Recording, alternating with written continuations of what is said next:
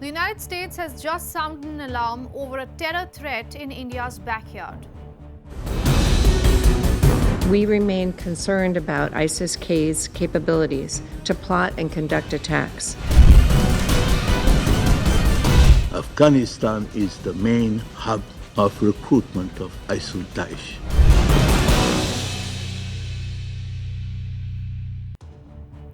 So why is the US concerned about ISIS-K? Why is Taliban unable to stop ISIS-K? Is Pakistan to be blamed? And should India be worried?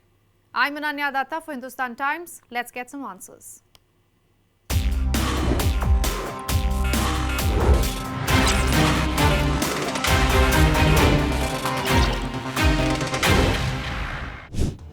To talk about ISIS-K, one has to talk about the Islamic State. Think of them as the parent.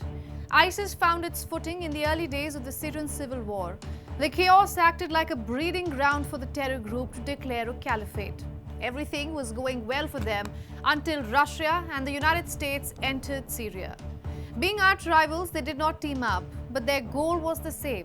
Washington wanted the end of ISIS, and Moscow wanted to end anyone who stood against its ally Syria. So by 2015, the Islamic State fighters started to diminish. And this is when ISIS-K took form far away in Afghanistan. They were mostly rebels from Afghanistan and Pakistan who were willing to protect the falling caliphate in Syria. While the recruitment continued from the corridors of Kabul, the ideology did not exactly sit well with the Taliban. And the rivalry continues to complicate politics of Afghanistan till date. Let's cut to today.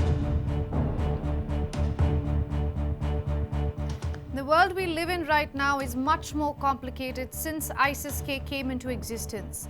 There are full-fledged wars like the Russia and Ukraine. Then there are proxy wars like Syria. Let's take these one by one. ISIS-K has been fixated on Russia, criticizing Vladimir Putin for changing the course of the Syrian civil war. Last year, Moscow saw a rare attack. A concert hall was targeted in the capital with guns, knives and bombs. 4 attackers from Tajikistan managed to bypass Russia's heavily secured borders and extended ISIS-K's terror arm. Then there is the birthplace, Syria, where the fall of Bashar al-Assad's government has allowed rebel groups like the HTS to seek power. There are growing concerns that the Islamic State will find its ground again amid the uncertainty. And all of this ultimately leads us to South Asia. ISIS affiliates in Central Asia, most notably ISIS Khorasan, also pose a significant global threat.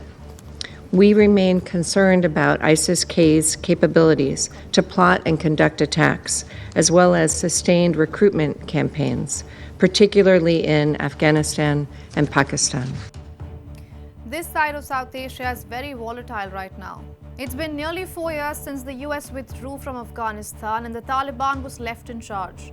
The group has managed to form a government, so to say, but it has failed to secure the 600,000 square kilometer large country. Reuters has spoken to sources within the Taliban who say ISIS-K has found their home in northern and eastern Afghanistan. Whether the Taliban is unable to control the terror group or doesn't want to is not exactly clear. They are pointing the fingers towards Pakistan. The Taliban spokesperson has said that members of the ISIS-K have been transferred from Afghanistan to Pakistan's Khyber Pakhtunkhwa with the help of intelligence agencies within the government, something Islamabad has categorically denied.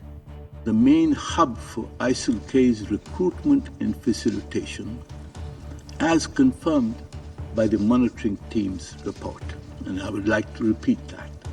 Afghanistan is the main hub of recruitment of ISIL-Daesh, and we reject any imputation that there is any such recruitment in Pakistan. We are fighting Daesh, we are fighting TTP, we are fighting the Majid Brigade, and we will continue to do so.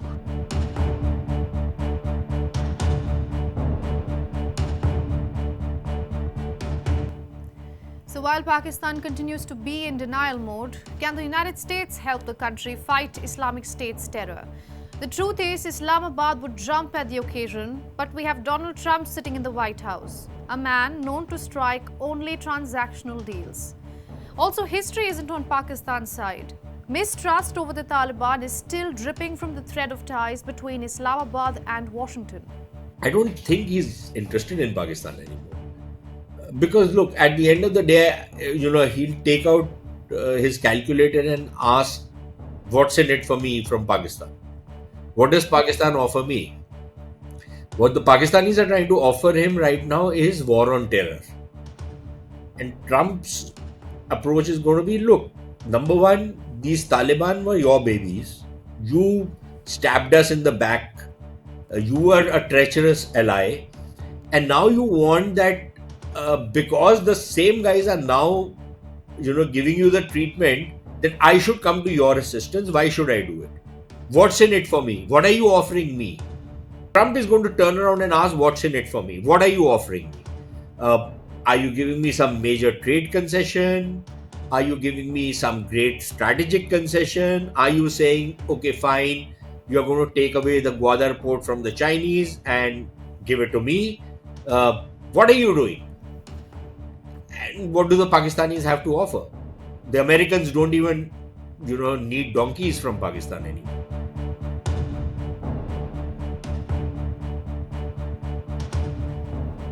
The simple answer is yes. And the complicated answer is keep a close eye on the changing geopolitics and don't keep it limited to South Asia. Remember we called ISIS the parent?